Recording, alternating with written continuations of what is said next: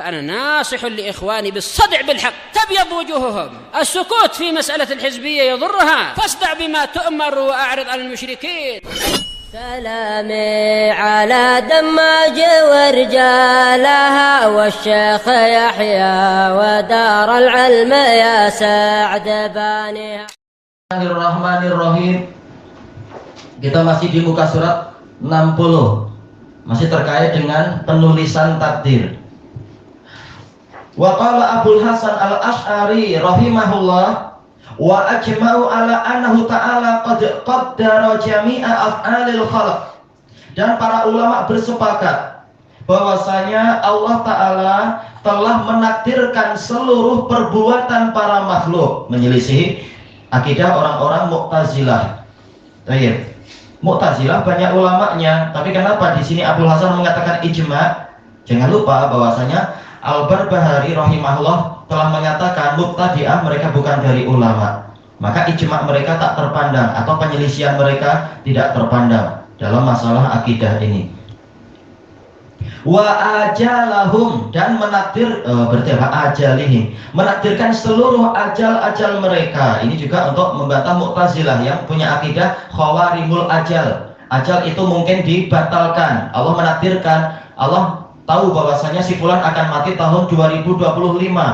Tahu-tahu 2019 kena Covid mati. Nah, itu dikatakan khawarimul ajal katanya. Dan ini akidah yang sesat. Jelas Allah tahu orang ini akan mati dengan apa, dan tak mungkin tahu-tahu peristiwanya tidak seperti yang Allah tahu. Itu mustahil. Jelas yang Allah tahu itu pasti terlaksana. Wa arzaqihim, dan seluruh rezeki-rezeki mereka qabla khalqihi lahum, sebelum Allah menciptakan itu untuk mereka. Allah sudah tahu apa saja yang terjadi dan Allah sudah menetapkan itu. Wa asbata fil lauhil mahfuz, dan Allah menetapkan di lauhul mahfuz jami'a ma huwa kainun minhum ila yaumi yub'atsun, seluruh apa yang akan terjadi dari mereka sampai pada hari mereka dibangkitkan. Nah, di antaranya adalah yang kita sholat, kita duduk di majelis ilmu, itu sudah ditulis. Maka kita bersyukur Allah menulis kita duduk di majelis ilmu, duduk di mungkin apa di masjid, sholat di masjid dan seterusnya, ditakdirkan yang baik-baik. Wa qad dalla ala dzalika biqaulih, Allah telah menunjukkan tentang itu dengan firman-Nya, wa kullu syai'in fa'aluhu fiz zubur.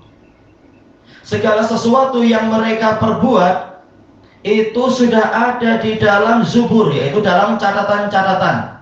Wa kullu shaghirin wa kabirin mustator, segala yang kecil dan yang besar itu sudah tertulis. Mustator yaitu tertulis, digariskan.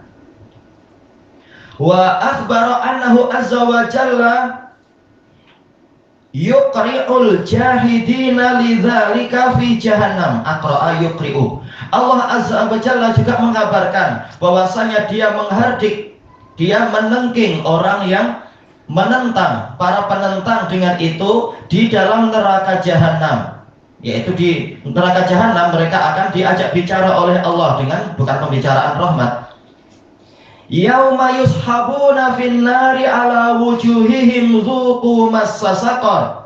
Pada hari di mana mereka diheret ke dalam neraka di atas wajah-wajah mereka, naudzubillah, dikatakan kepada mereka, siksa, rasakanlah sentuhan neraka sakor, neraka yang apinya memang menyala-nyala itu.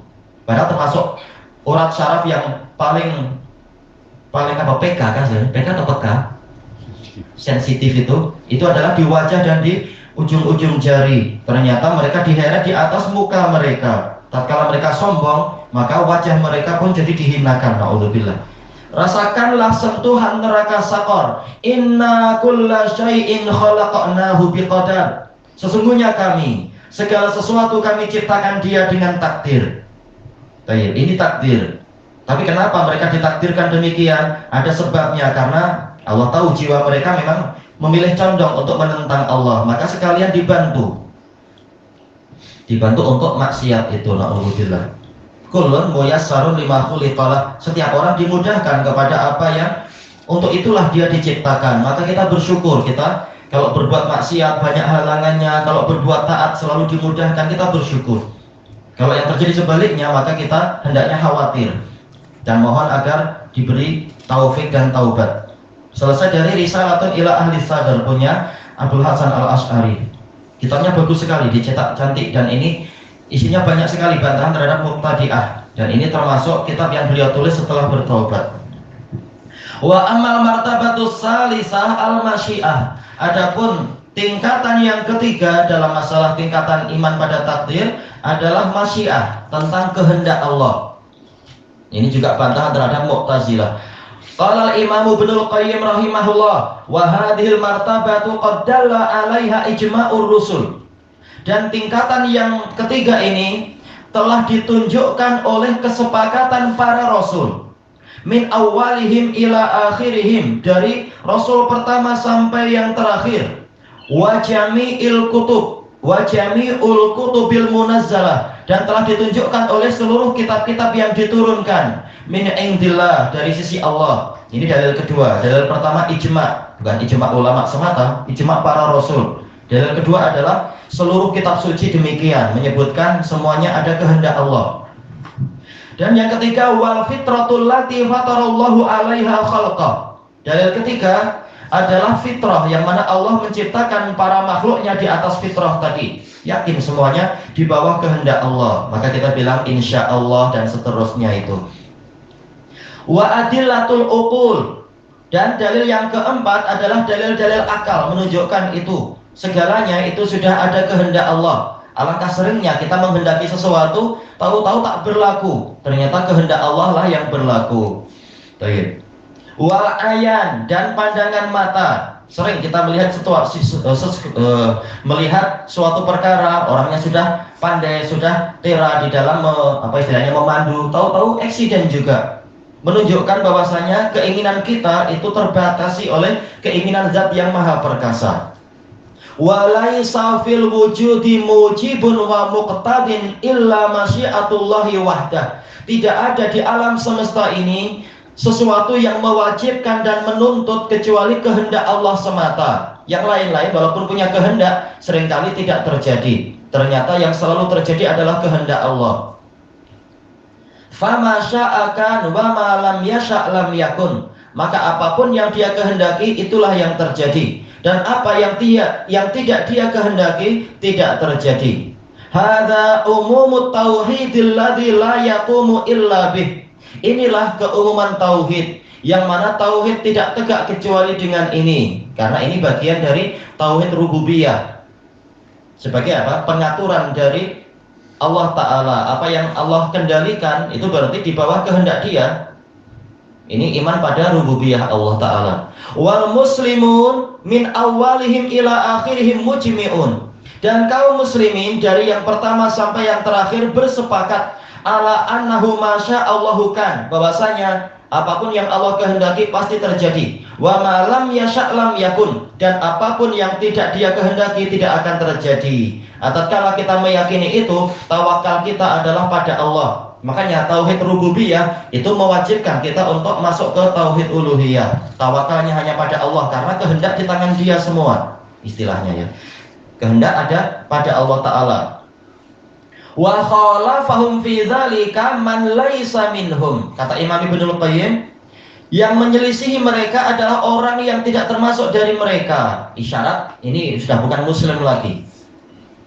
Fi hadzal maudhi', di dalam pembahasan ini. Walaupun beliau tentunya tidak terang-terangan mengkafirkan Mu'tazilah, cuma dalam bagian ini orang itu bukan termasuk dari kaum muslimin, cara berpikirnya dan keyakinannya. Wa in kana minhum fi maudhi'in akhar, walaupun dia masih termasuk muslimin di tempat yang lain, selama masih mengucapkan la ilaha illallah dan semacam itu, tidak sampai melakukan pembatal keislaman, maka masih termasuk muslimin. Tapi dia sudah tasyabuh dengan yang bukan muslimin. Fajawwazu ayyakuna fil wujudi ma la yasha'ullah. Maka mereka memperbolehkan, meyakini boleh terjadi, bahwasanya di alam semesta ini ada yang terjadi yang tidak Allah kehendaki, dan ini sebenarnya menghina rububiyah Allah Ta'ala. Wa ayyasha'a ma la yakun, dan mereka mengatakan mungkin saja Allah menghendaki sesuatu tapi sesuatu itu tidak terjadi. Ini juga menghina rububiyah Allah. Allah ingin sesuatu, ternyata ada makhluk yang mampu untuk memberontak menyelisihi kehendak Allah. Ini kehendak yang dalam artian kehendak kauniyah ya. Kalau syariah, Allah cuma memerintahkan dan menginginkan tetapi tidak sampai memaksa. Adapun kalau takdir, memang itu polanya adalah qahar, pemaksaan. Tak mungkin kita menghindar dari takdir.